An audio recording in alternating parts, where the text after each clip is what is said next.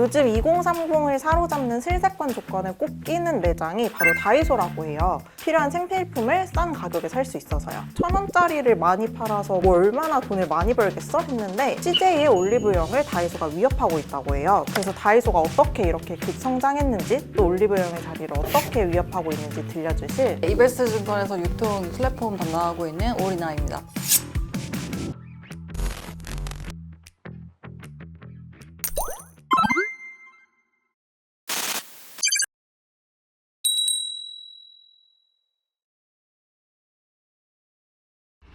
다이소가 올리브영을 위협한다는 얘기가 나오게 된 이유가 리들샷이라는 제품 때문이에요. 올리브영에서는 32,000원에 팔고 있는데 다이소에서는 3,000원에 판다고 소문이 나기 시작하면서 소비자들이 다이소의 뷰티 제품에 관심을 갖게 됐다고 해요. 비슷한 성분과 효과를 갖고 있는데 어떻게 가격이 10배나 차이가 날 수 있는지 그게 궁금해요. 일단 다이소 가시면은 1,000원, 2,000원, 3,000원, 5,000원 그렇게만 있다 보니까 기본적으로 다이소가 이 제조업체하고 협상할 때 이 가격에 맞춰가지고 협상을 하다 보니 보통 유통업체들 소비자가 구조가 제조 원가에다가 판매 수수료에다가 또 유통업체가 뭐 추가로 취하는 마진 이렇게 해가지고 가격 결정이 되는데 다이소는 그 과정을 다 생략을 하고 바로 제조사랑 협상을 하다 보니까 그 마진이 중간에 빠지게 돼서 일단 기본적으로 싼 가격은 그렇게 형성이 된다라고 보시면 될 것 같고요. 리들샷 같은 경우 판매하는 회사가 이제 뷰티 코스메틱이어서 또 얘기를 들어보면은 배합이 좀 다를 뿐이지 뭐 성분이나 기능에는 차이가 없다라고 얘기를 하고 있어서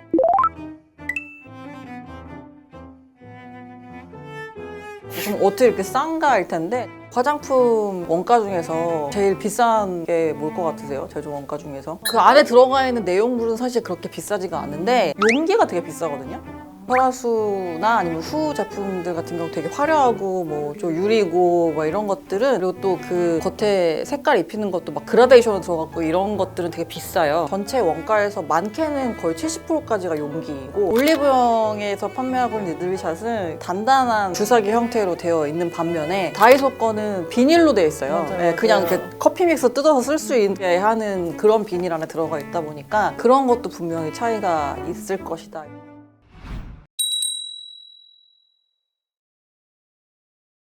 최근에 좀 오프라인 뷰티 시장이 많이 변한 것 같아요. 로드샵들은 거의 다 사라지고 있는데 사라지게 되면서 다이소에 많이 입점을 한 것 같거든요. 로드샵들은 왜 하나둘 사라지고 있는 거예요?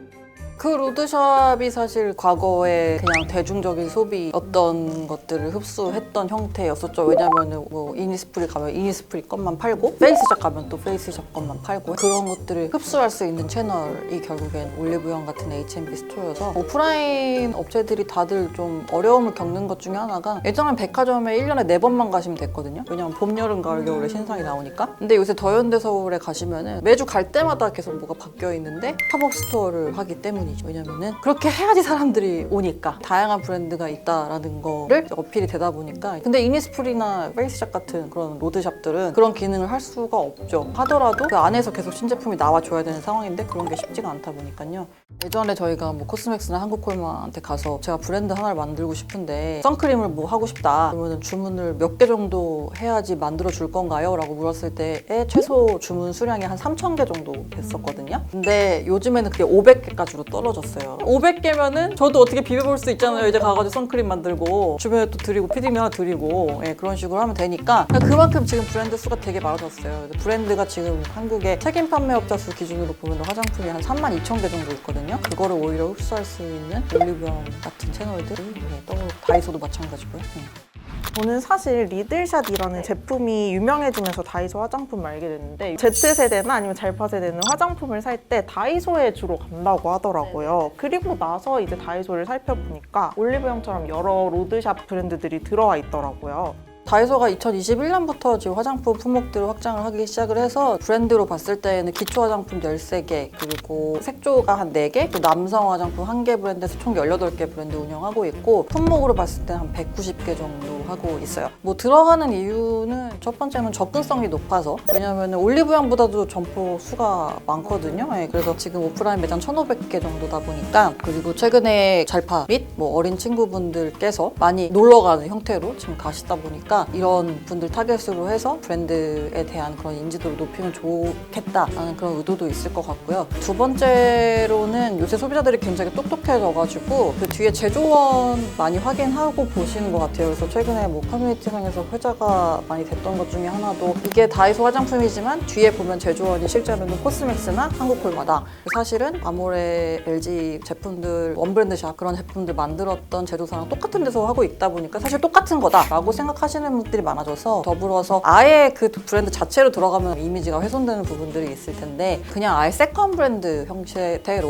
뭐 지금 최근에 네이처 리퍼블릭이 식물원이라고, 네이처 리퍼블릭이지만 세컨 브랜드다 이런 식으로 지금 냈다 보니까 기존 브랜드를 훼손시키지 않으면서 사이드로 조금 더 매출을 확대를 시킬 수가 있는 그런 방도로 좀 활용을 하고 있다고 보는 게 두 번째. 그리고 세 번째는 관광 명소가 된 거인 것 같아요. 명동역점 거의 12층짜리, 진짜로 거기 지나가면 거기 줄 서 있고, 그 맞은편에 이삭 토스트 그거 먹으려고 줄 서 있고 그렇더라고요. 과거에 중국인들 많이 오시면은 면세점에서 그냥 뭐 아모레 쿠션 막 이따시만큼 사가고 LG 후에 사가고 했었던 것들이 요즘에는 막 취향이 너무 다양해지고 너무 많은 브랜드들이 있는 걸 아시다 보니까 그런 것들을 한 자리에서 마음껏 발라보고 필요한 거 있으시면 말씀해 주세요 형태로 하다 보니까 이제 많이들 와주시는 것 같아요. 과거에는 외국인들한테 노출을 시킬 수 있는 채널이 면세점이었었다면은 이제 그런 부분들을 올리브영이나 다이소가 흡수하고 있다 보니까 수출이나 뭐 확장까지 염두에 둔 브랜드들은 입점을 다이소에 하고 싶어 하겠죠. 네.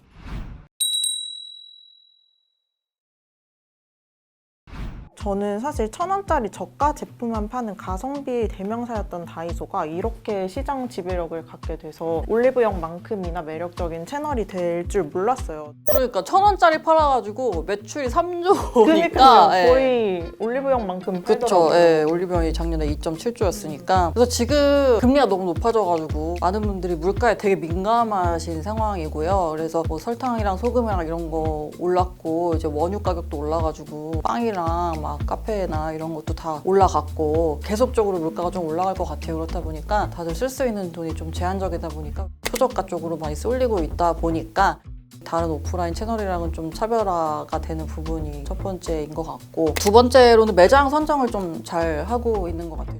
좋은 목에다가 좀 대형 매장 위주로 해서 실제로 점포 면적이 2017년부터 해서 꽤 많이 증가했거든요. 한 40%가량 증가해서 지금은 거의 평균 100평 정도예요. 직영점 위주로 해서 대형 점포로 해서 트래픽을 많이 유치하고 있는 부분들, 직영점 비중도 66%까지 올라왔다 보니까 확장하는 게 좀 잘 먹히고 있는 상황인 것 같고, 세 번째는 올리브영이 어떻게 보면은 중소 스몰 화장품 업체들의 팝업 스토어라고 볼 수 있겠는데, 마찬가지로 다이소 같은 경우도 중소 업체들의 팝업 스토어, 중소 뭐 생활용품뿐만 아니라 할로윈이면 할로윈 뭐 테마에 맞게 하고, 또 뭐 캠핑 시즌이면 또 캠핑 시즌에 맞게 바꾸고, 뭐 이런 식으로 매달 거의 600개 정도씩 신상품이 출시가 된다고 하니까요. 변화를 주면서 트래픽 유치하는 것도 한 가지 성장 요인이었다. 그리고 제일 중요한 것 중에 하나긴 한데, 규제에서 조금 벗어나 있는 거. 대형마트나 SSM 같은 경우에는 뭐 일요일날 영업 못 하시고, 그리고 온라인 상에서 주문하는 것도 대형마트 영업시간 제한받는 시간에는 배송 못 하게 되어 있고, 유통산업발전법 규제를 받고 있다면 거기서 약간 비껴나 있다라는 것도 한 가지 좋은 환경이 아니었나.